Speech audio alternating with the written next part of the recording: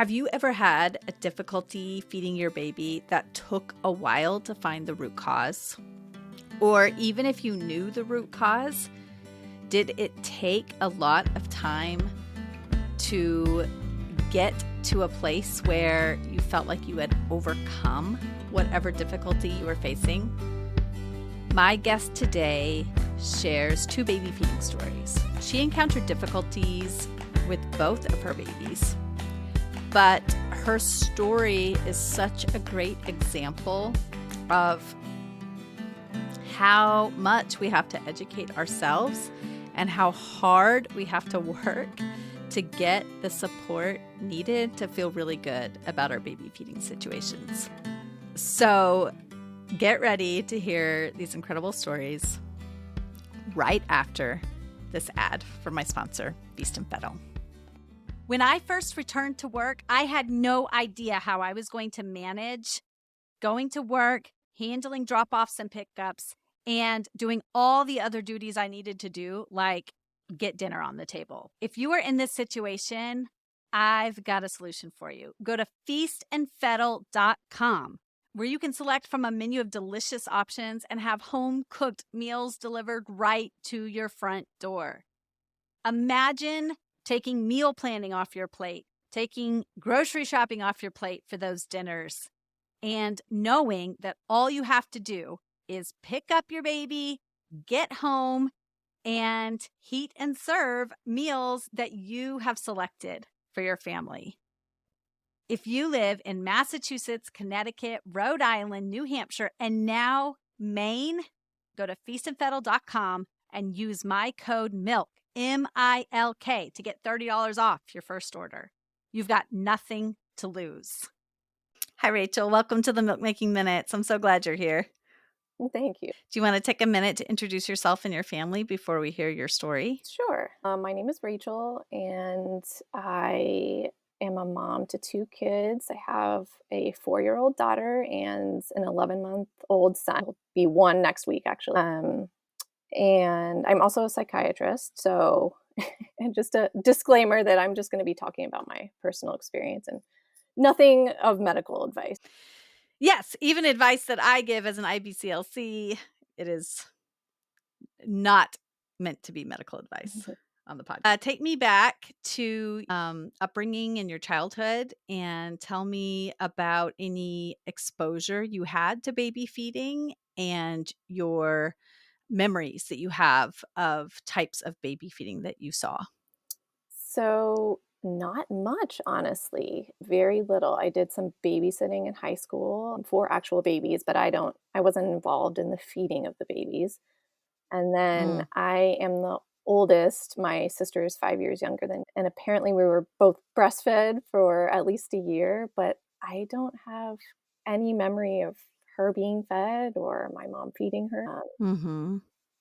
So that's my experience in childhood. And then in medical school, I also didn't have a ton of exposure, just learned that the recommendation is to exclusively breastfeed for 6 months. Didn't get a lot of exposure to breastfeeding mothers during that time or people. But then in my residency, I had pretty good training in perinatal mental health, including around like supporting people in the nuances of making treatment decisions, and oftentimes there's considerations for feeding.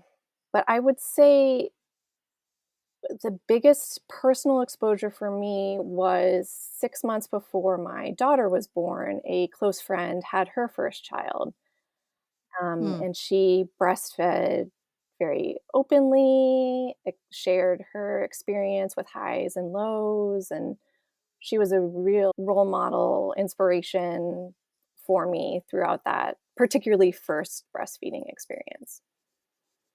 Yeah, I think many of us have that person that we can name that helped us feel like maybe it would be possible for us, because you hear so much about how difficult breastfeeding is and can be.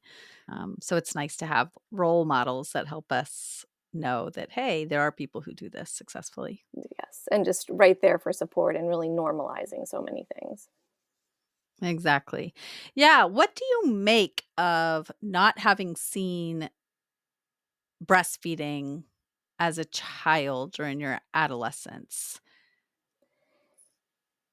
I think that when it then came to my opportunity to breastfeed, it was really mysterious at first and a real mountain to climb. It's really an interesting phenomenon that I do think contributes to the difficulty we have today. Yeah, it makes sense. S Yeah. So you had that person who was a close friend. Did you, feel like you needed to prepare or learn about breastfeeding in any way when you were pregnant? I I didn't feel like she was reading this book, some book about breastfeeding. I don't exactly remember it. She's like, "You can read it if you want." And I remember looking at it and just thinking, I just can't take this in right now while I'm pregnant. It doesn't, I can't. And part of that was I took a childbirth education class and they did a couple lessons on breastfeeding and okay, all right. But it was just really hard to take in the theory, I think, before like getting on the breast bike, if you will. Mhm. Yeah. Yeah, that's something I hear a lot, that people feel totally unprepared, yet it doesn't seem like they can think of a great way to have felt more prepared because it's hard to know until you're there. Yeah, at least that first time anyways, and doulas at the time had some recommendations in terms of, "Oh, you can get these teas," or, can't remember what else, like, little recommendations, and I got the teas. I tried to express some colostrum. Somebody, I think it was another, yeah, it was a lactation consultant I had spoke to briefly because my daughter was a planned cesarean, and in making preparations for that, I had I did reach out to a lactation consultant who was also a doula, primarily, I think, because we wanted more support in the home. And she said, "See if you can express some colostrum." And I was like, "Okay." Didn't know even how to do so and did not get any colostrum. So then tell me a little bit about, you can just go into what you think is important when it comes to your feeding experiences, and I'll jump in and ask questions as needed. Okay. Well, I'll start talking about my first breastfeeding experience with my daughter. Like I was saying, she was a planned cesarean because she was breech despite everything I tried to turn her. She was breech, and so she Mm, came by surgical birth. And I had great postpartum support in the hospital. They supported me in getting her to latch, supported in a little bit of pumping to get my milk supply going. And then we went home and went to the pediatricians for 3 day or 5 day weight check. And she had lost more than 10% of her birth weight. So at that point, we were put on a triple feeding plan about once a day where we were doing this and I would feed her, okay. I would pump. Then actually my partner did like a finger feeding. He would tape this little tube to his finger and she would try to suck a little bit of the extra milk that I had pumped. And we did that, yeah, for around a week or two. And her weight was starting to come up. But also in that whole time, like the first week, my nipples were all bloody and sore. And that was really Mm, uncomfortable. One of the lactation consultants we saw and mentioned, oh, maybe she has a posterior tie. Maybe she's having trouble in part with latching, and that's what's going on. Um, and we ended up going to see an ENT for a consult about whether to release we really were hesitant and didn't know really what to do.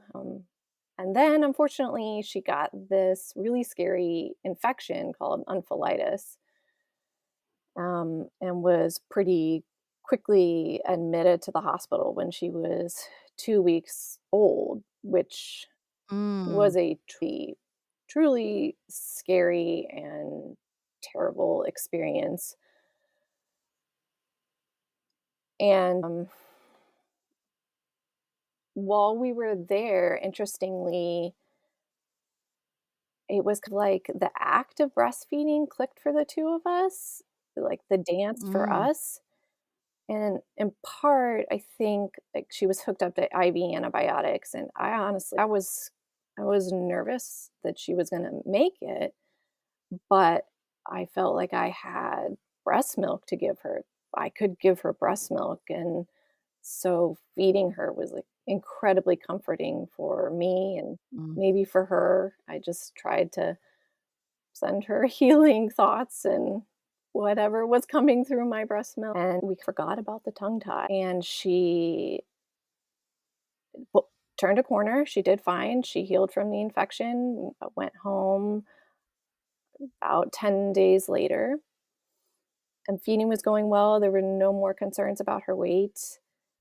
And then I opened one of her diapers up, and it was like a confetti popper of blood, just blood. You could see it. I was quite alarmed, especially she had just been on 2 different IV antibiotics. I thought, "Oh, what is" so we went to the Mhm. pediatrician, and, they actually diagnosed her with cow's milk protein allergy, Mm. and at that point recommended I eliminate all dairy from my diet, soy as well, because I was told that oftentimes cross reacts with the dairy protein. And at first, this was a difficult diet for me to get accustomed to. I didn't totally understand, like, it meant no dairy, even like butter baked in a biscuit or something like that. Mm. But I was able to eliminate it. And with that, the blood in her stool did resolve. Thankfully, she didn't have any weight gain problems throughout that process. And after that, we had a pretty smooth breastfeeding experience. The only thing I would say is it was definitely this I really felt this pressure to be her clean source of food, to make sure I could keep breastfeeding her because of this GI issue. There was a period early on in there when I was eliminating the dairy where I think our pediatrician had recommended, oh, you could try an alimentum formula or something that's dairy free. Maybe it would help while your system is cleaning out, if you will. And she hated it and it smelled terrible. So always in the back of my mind, I was like, well, formula is not feeling like it'll be an alternative. So we kept going, but it was also really, I enjoyed it. And we hit 6 months, which had been my initial goal to make it to, I think, because of what I learned in medical school.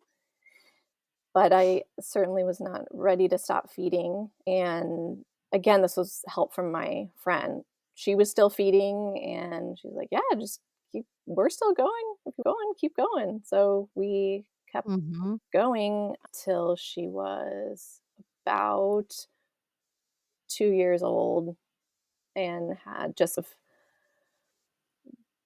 feed started to drop here and there, and I think at the end of mutually, we were both ready to be done. Yeah. When you had planned to go for at least 6 months was your goal. Did you have an understanding at that time that if you had stopped breastfeeding, she would need to transition to some other form of milk as her primary nutritional source? I didn't when I initially made that goal prenatally or in the first Yeah. weeks, I didn't think about that, but then when I was in it, Okay. yes, I certainly Okay. knew that and didn't want Yeah. Yeah, I think a lot yeah, and I think every person is entitled to set their own goals. I think often when people are setting goals that are less than a year, but sometimes even beyond a year, they don't always understand that if you're going to end before a year, totally fine, sometimes beyond a year, depending on how developmentally ready your child is for solids, that it's not just a transition to solid food, that some sort of milk, whether it's formula or human milk, is the primary nutritional source still for quite some time after that 6-month mark. yeah, and I'd say I'm also grateful we were able it worked out for us. If 6 Yes, months had yes. been we would have had to make arrangements, and that would have been okay too. Yeah, and when you're dealing with something like cow's milk protein allergy, sometimes for some people that's like, "Okay, I've had enough. I'm ready to go back to eating what I love to eat," because you can find those ingredients in everything, Yeah. granola bars and Tortilla chips, we got a surprise. Also, our pediatrician would oh my say gosh. incrementally, you can try again at 9 months and introduce some dairy into your diet, see how Uh-huh. it goes. And I think it was, yeah, she was 9 months old. I was like, "Why is there blood in your stool?" "I haven't had any dairy." So we'd call it getting hidden dairy, and that time, I remember I turned over the tortilla chips, and I'm like, "Oh, how bizarre. There's dairy in these." Weird. Yeah. I've heard a lot of people who have had to eliminate dairy talk about, and soy, talk about how it's just in everything. It's hard to eat a lot of packaged foods if you are having to eliminate dairy and soy. Can say it is a there are so many other options, I think, than many years ago there used to be, so oftentimes I don't Right. feel deprived or have learned to Mhm. make alternative dishes or what I can substitute. But it also sometimes is not affordable, and I think about that for when people are faced with this decision. It can be expensive. The formula, the Yeah. non-dairy formula is expensive, the diet can be expensive. And if you have supplemental income or help from WIC or something, sometimes it actually is the cheaper choice to move Mm, on to another yeah, type of formula that you get help for, yeah, I could see that. because they're not going to increase your SNAP benefits just because you need different types of food. So you mentioned that you were able to, every once in a while, try to reintroduce dairy. Were you ever able to, or is she still dairy free? She took a really long time to grow out of it, but she did grow Hmm. out of it around 3 years old. While I was breastfeeding her, I Hmm. wasn't able to introduce it back in, and we tried some in her diet when she was doing solids early on, but it really wasn't until Mhm. here recently that she's been able to tolerate Mm. dairy. Yeah, that's interesting. Okay. Anything else about her I story? will add this because I think it's relevant to the story with my son, is that in feeding her, I had a couple of clogged ducts, which I was Mm. able one of those I was able to resolve on my own. The other one did turn into mastitis, and it was a very uncomfortable experience. This is when she was about 4 months old, unpleasant, and I needed antibiotics that time. And this wonderful lactation consultant actually came to my house during that period, and at that time, she was really helping me learn how to hand express, and the recommendation from her was really hands-on in that period, try to get the clog out. So there was a lot of Mm. manipulation of that breast that was inflamed. Mm. Yeah, and what happened after you were doing that really hands-on work to try to. I don't know, I I just remember us being up in my room and her helping me hand express into this metal bowl, and I felt like a cow, and I don't remember anything dramatically releasing. Just remember Mhm. my breast was very red and hot, and the next morning I woke up and the other one had turned into the same thing, Mm. and was some of the sickest I had felt in a really long time. And luckily, in that breastfeeding experience, it never happened again, but it certainly left a mark in my memory as something I would not like to experience again.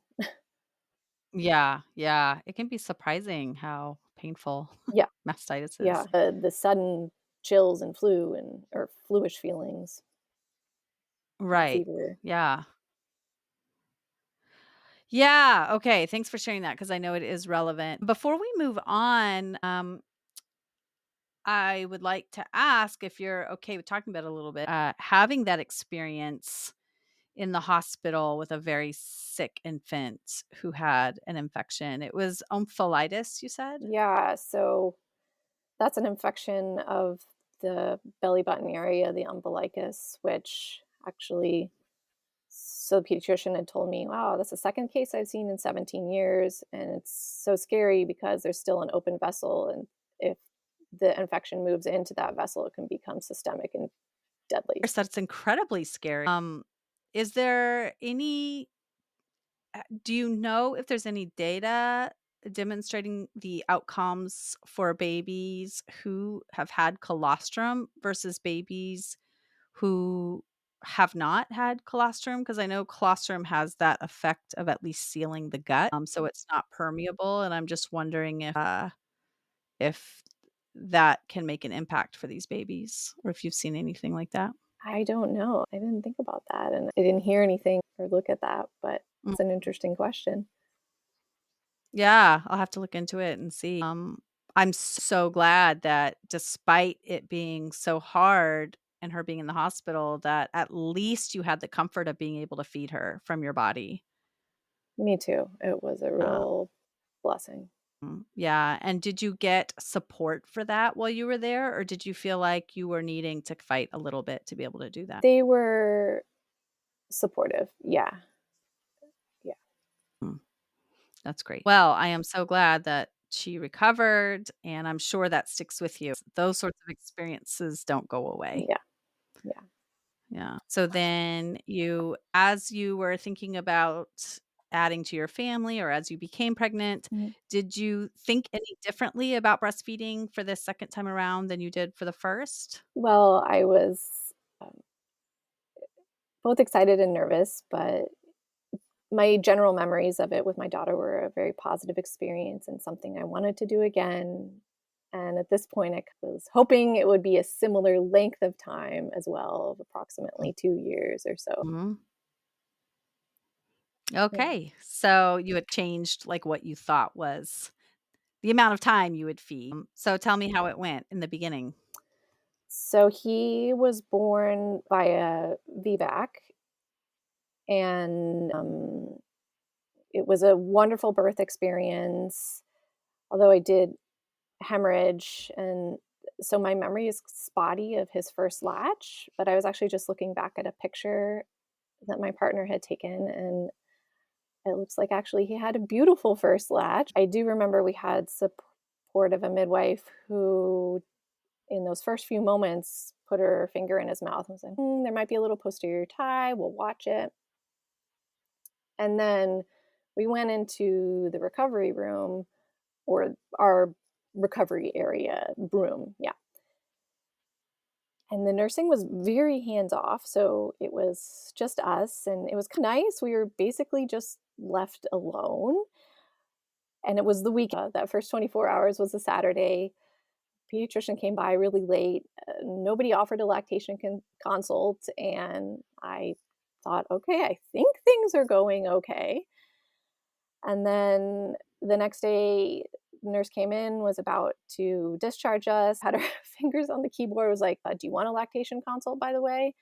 I was like, I guess we're doing okay. And she glanced at us. She's like, yeah, latch looks okay. And you're a second time mom, right? I was Hmm. thinking, yeah, but in the back of my mind, I was feeling like, yes, and I can remember some things and want that consult. Mhm. It's also the winter time, the snow's starting to fall. We had a kind of difficult drive ahead of us, so I declined the consult. We discharged. We went home, and he was feeding good. Really, my memories, he was quite ravenous, just feeding a lot and taking big clusters, feeding just kind of hours on end those first few days, and gaining great weight. We did have wonderfully a midwife who was able to come visit us in our home that first week, and she said that weight gain looked wonderful.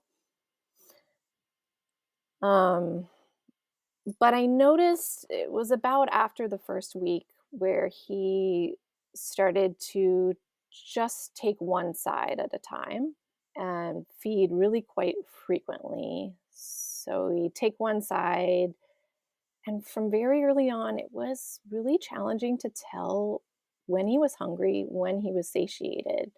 For example, his fists were just always clenched, whether he was hungry, whether he was, I think, after he was satiated. Um, and he was popping on and off my breast a lot. My nipples were bleeding again.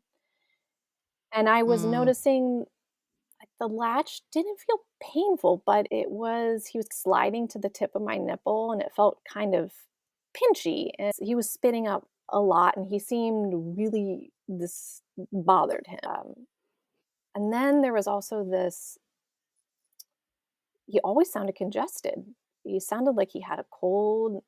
Or my sister said, oh, he sounds like a little piggy. Mm. But again, he gets more weigh-ins, he's gaining weight okay. I brought up the pinchy feeling latch and it wasn't painful. And so providers were like, I mean, probably okay. So the other thing I was noticing was that my breasts just never felt empty. They were just really seemingly engorged all the time. And he's feeding like just it felt like all the time too, 12 to 14 plus times a day. Then right at the end of 2 weeks, we chose to have him circumcised and he was circumcised. And shortly after that, he didn't feed quite as well. And I got my first clogged duct, which included progressed to some red streaking. It was also in the middle, this is winter, of a terrible ice storm. It was hard for providers to see me. I think I had a video consult with my midwife and she provided me with some ideas and support, but it was a little alarming to me. And I think I had that memory of my daughter and that mastitis, and I was just hoping, don't want this to progress. And that one was able to resolve it.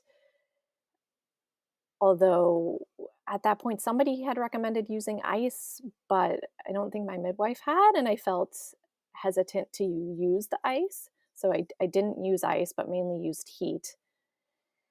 And then 2 weeks later, I got another clog.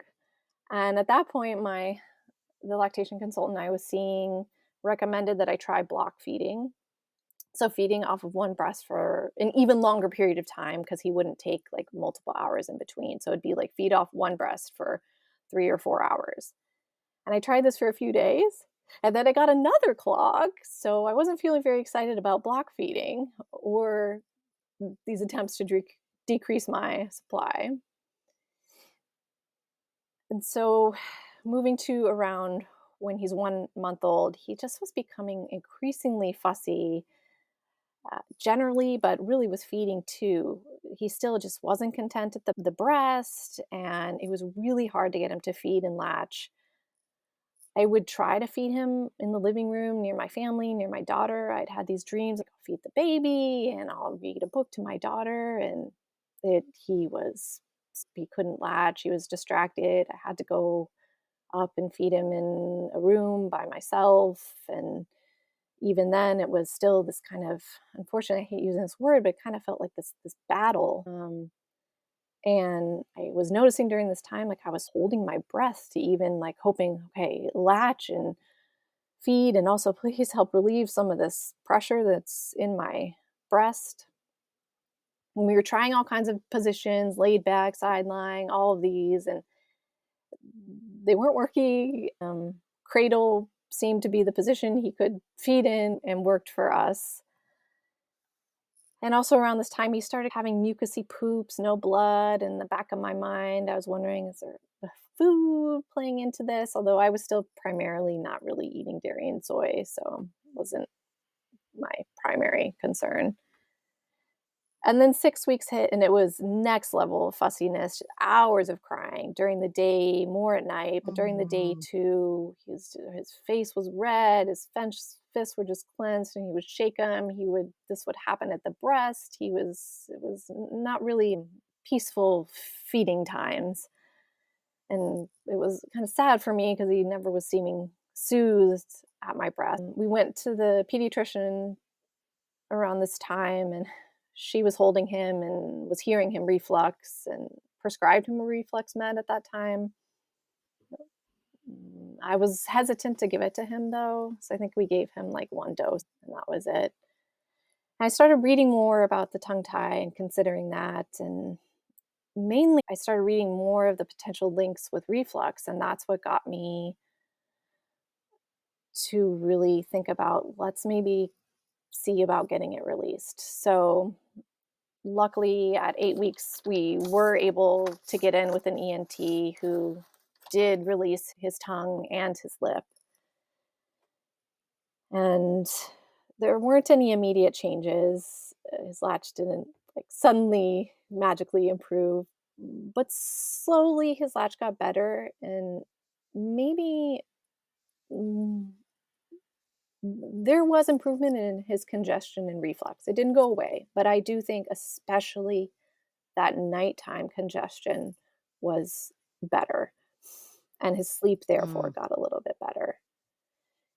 But, feeding was more or less kind of a struggle and unpredictable. His schedule was unpredictable, and I was still getting clogs, like, 1 to 2 times a month, and I think I was in this cycle too where when he wouldn't feed well, I would hand express some to relieve some of the pressure, but maybe was hand expressing too much, and this wasn't helping the supply cycle. Um, and also difficult because I had gotten recommendations from various providers that, yeah, release some of the pressure, but I think maybe I was just doing it a little too much. And also, somebody had recommended use the Haka to relieve some of that engorgement. But I would like quickly fill up to 1 or 2 ounces on the Haka, Mm. and maybe that was too much. I was able to extend my return to work to 4 months, thankfully. And I was nervous to go back to work and also looking forward to just using a different part of my brain and just being out of the challenges that were occurring feeding at home Mhm. and see what happened when somebody else tried to feed him. Because during this time, we were trying so hard just to get our breastfeeding rhythm down that he hardly we didn't really do much with the bottle. I just didn't want to, even though I knew, "Oh, that might come back to bite me later." And he didn't take a bottle, but it was interesting because and it was dad who was mainly home with him. Many of the behaviors that he would do with me at the breast were happening when he was trying to take the bottle with my partner.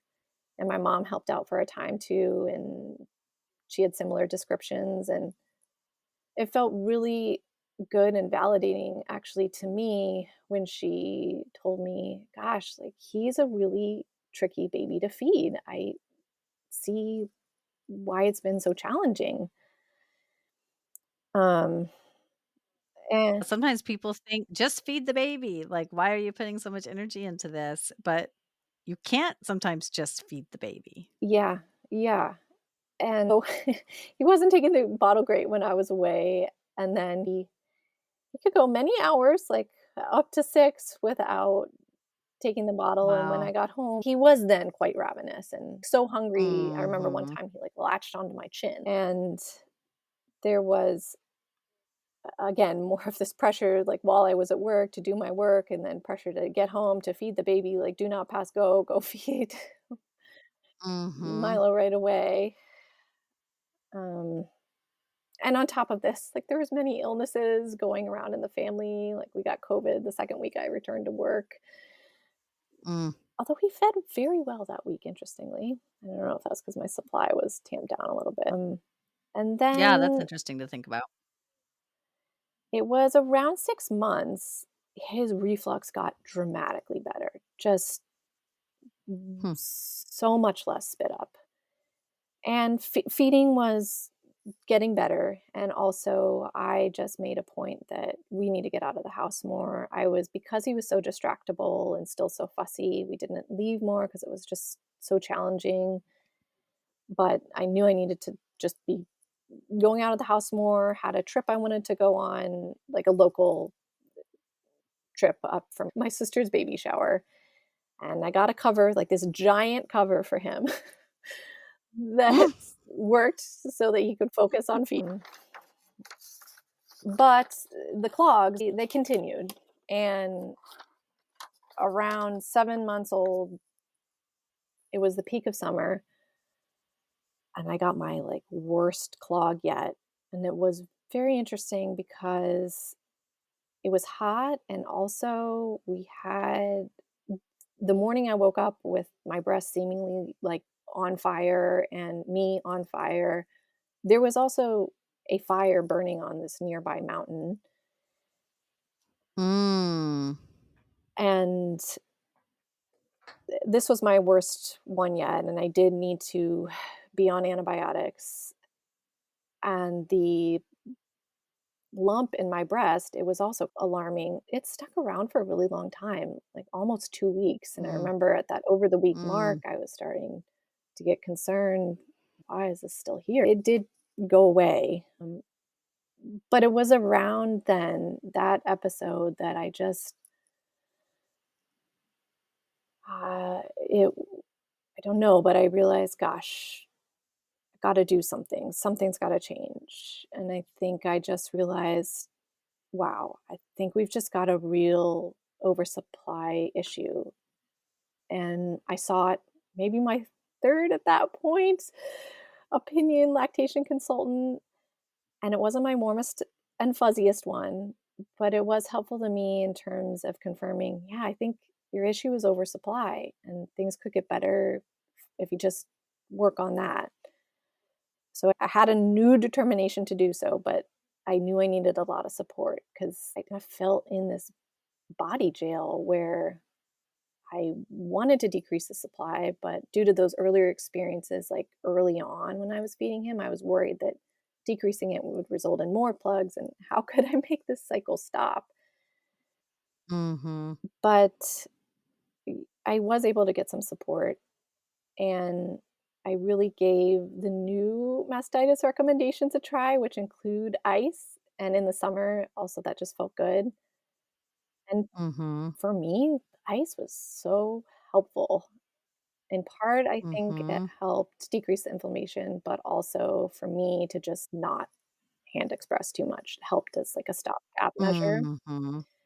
So a lot of the summer, there was a lot of my family got used to seeing kind of ice bags popping out of the corner of my shirt, and I was Mhm. eating sage like a bunny at a provider's recommendation.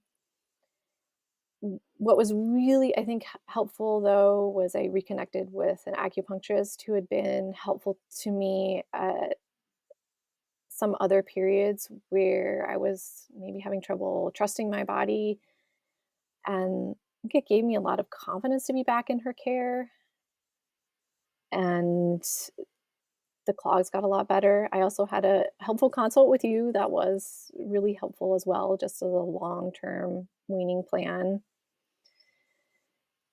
And so now he's 11 months old. He started sleeping through the night about a month ago. And initially, I was really scared to let my breasts go the whole night, but I did, and they're okay.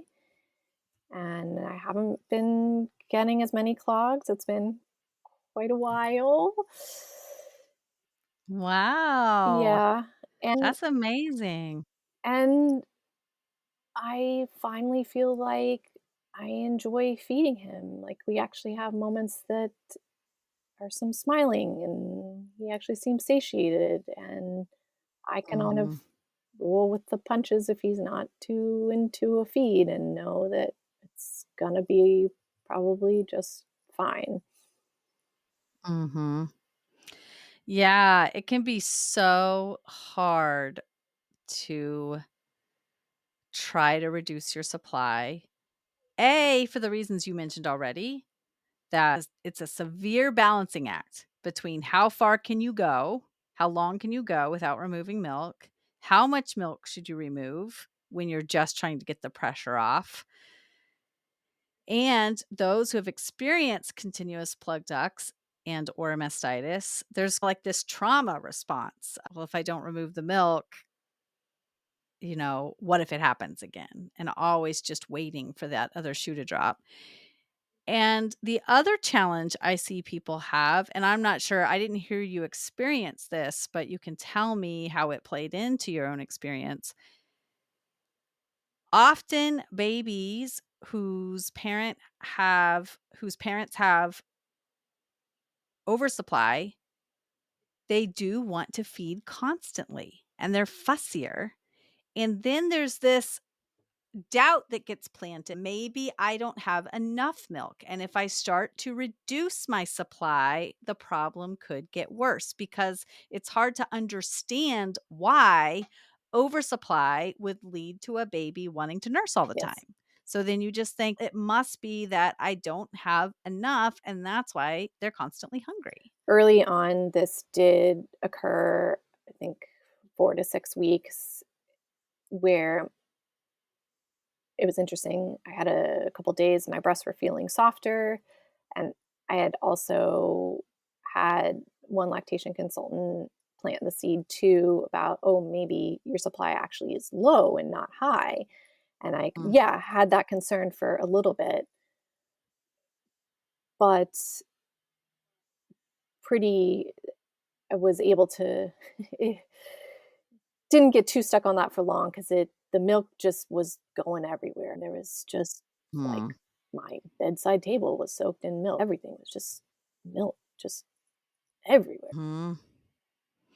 Yeah, that's hard. And did anyone ever explain the mechanism by which a breastfed baby whose mom has oversupply, why they stay so fussy and are constantly wanting to eat? I can't remember if we discussed I this. don't think so. I think it would be great to talk about. What I understand about this is that there is a hormone that's called CKK, I believe. CCK, I'm sorry, cholecystokinin.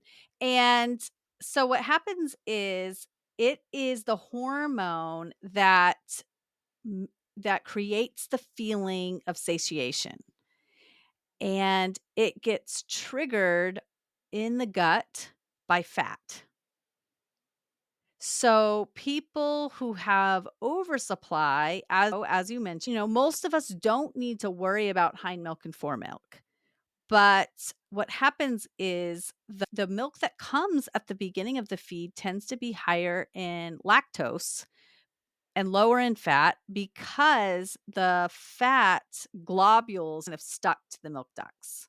So if somebody has like a normal supply, or within the range of normal, and baby is actually able to empty the breast, then they're able to get to that fatty milk because it gets drawn out at the end of the feed.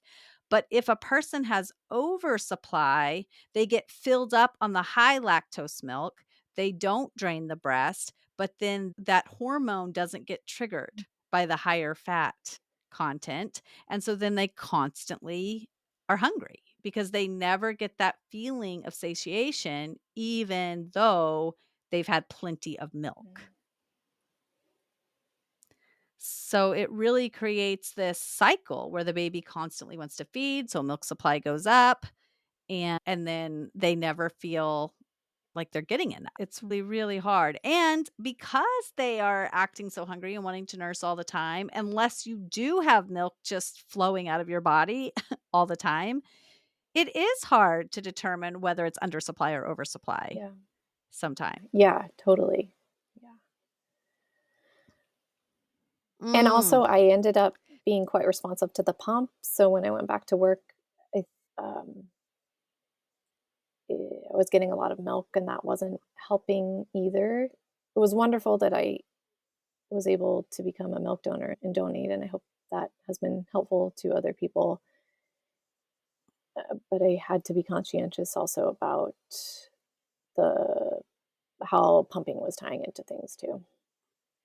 Yeah. Yeah, I was wanting to know if anything triggered the oversupply to begin with. Were you pumping it all in addition to feeding in the beginning, or it really just was how your body responded to the birth of your It baby? was how my body responded, but also the beginning when he would only take one breast at night, I was so uncomfortable. I would use the Haakaa on the other one and get a lot. Mhm. Don't know if how much that contributed, but Yeah, it could have exacerbated it, especially if you were prone to have an oversupply difficulty to begin with for whatever reason this time around. yeah, Yeah, he did have the tongue tie he did. release. Were you given any oral motor strength exercises to do by anybody in addition to having the release, before the release and after? Before, yes. After, we were just instructed to do the stretches that our ENT recommended, which Mm, are also mhm. rather stressful to do. They really are stressful. Yeah, and baby doesn't like them. Did you ever have thoughts of maybe breastfeeding isn't right for me and my baby, but then not know how to proceed if you decided to do something different? I had times where I thought, wow, this is really hard. This is a lot. Um, I considered it at moments, but I didn't, in my heart of hearts, I knew that for me to totally stop wasn't the grief in doing that was going to maybe be more than continuing on through what we were experiencing. And so that went into my consideration for going forward. But certainly what you had said before about even if I wanted to stop, it doesn't really feel like I could. In some of my Mhm. hardest times, that would pop up in my head. And so I wouldn't even go down the road of thinking about it anymore because I just Mhm. felt impossible. Yeah, yeah.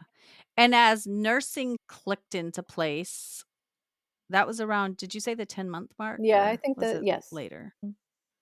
Okay, so as it started to feel easier, did bottle feeding also get easier at that time? He did better with bottles, I would say around 6 months, he started doing better with bottles, and the other thing is he really enjoys solid food, so I think that Mm. also just helped with his demeanor during the daytime and when I was away. I wanted to ask about what it was like having a baby that was so hard to nurse while also trying to tend to a toddler or a preschooler, because you mentioned there were times when you had to go up and be in an isolated room. Did you have your partner around to help during those times, or did you feel like you were needing to always constantly find ways to entertain your daughter so that you could feed the baby? Yeah, no, I'm really grateful that my partner was oftentimes able to help with her because Mm, I think about that sometimes, and if it had just been me or if he had more of a demanding work schedule, I don't really know what we would have done. Maybe we would have done a lot of TV.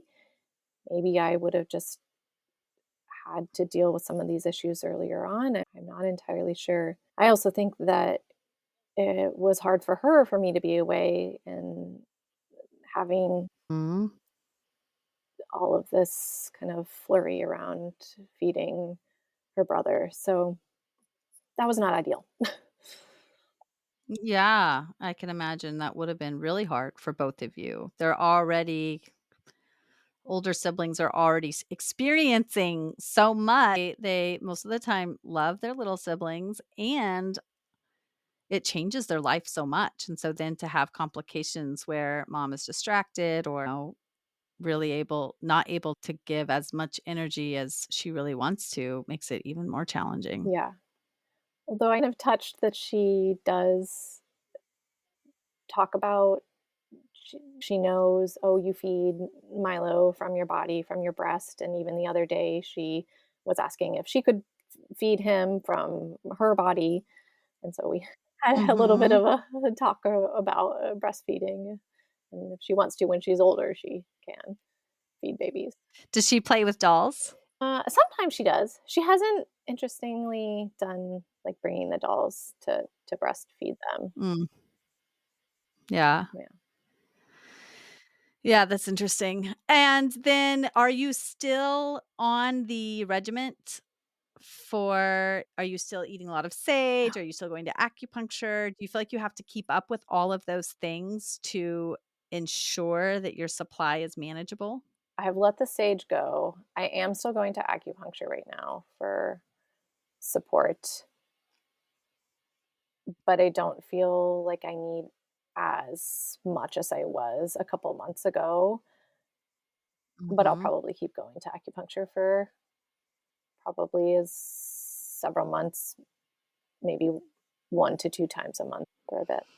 And now you feel it's manageable, your I supply. do. And Okay. I also have we will go for as long as works for us. I also feel like I'm more open to adjusting things. I need to be so that neither of my mental health and his whatever his interests are addressed. Mhm. Yeah. Yeah, and you feel like that's more possible now. Yeah, You have a handle on how to slowly reduce your supply even more. Okay. I know. Yeah. I was just gonna Go say, I ahead. know there's always curveballs, there can always be challenges, but I just feel more Mhm. confident. And the fact that you haven't had a plug duct in a little while probably helps. Oh, yeah. It's been wonderful. Yeah. Yeah. I so appreciate you sharing your story.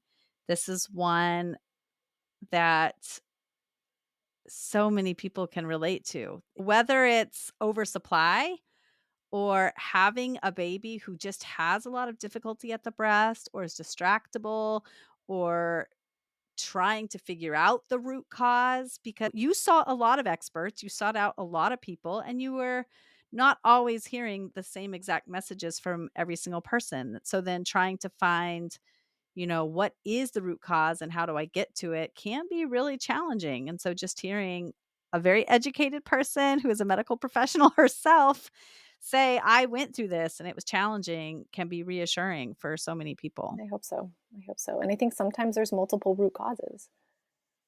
Maybe there was in Right. this situation. Yeah, exactly. And because they're little humans that can't always tell us what's happening, it it is harder to find out the difficulty when there are multiple things going on. Yeah. Awesome. Well, thank you so much. And if you have any resources you want to share, we can put those in the show notes. So I'll have anything that you felt like helped you, whether it's stuff that helped you with changing your diet or learning about allergies or oversupply, anything that you felt like was helpful to you as you tried to solve your root causes. If you'll share the links with me, I'll have them in the show Okay. notes. Yeah, will do. Thank you so much, Lo. Awesome. Yeah, this has been great. Okay. Thanks. Bye-bye. It is so important for us to hear stories of people who do their research, who seek out the help of multiple people to help them solve their problems, and still struggle a little bit, because it helps us to feel less alone when we know that it's not just me. Rachel's story is such a great example of somebody who really persevered and got through, and in the end, despite the difficulty, has met her baby feeding goals. So whether you are suffering from oversupply or low milk supply, or a baby who wants to eat constantly and you don't know which it is, or if you are pregnant and would like to have a prenatal consultation to know how you can best feel prepared when you have your baby, reach out to me. I would love to do a consult with you, whether that's in person, if you live near me here in Massachusetts, or virtually. And if you or someone you know is pregnant and trying to prepare for the postpartum period, why not go to feastandfettle.com and see the meal options that are there. You can get $30 off with my code MILK, MILK.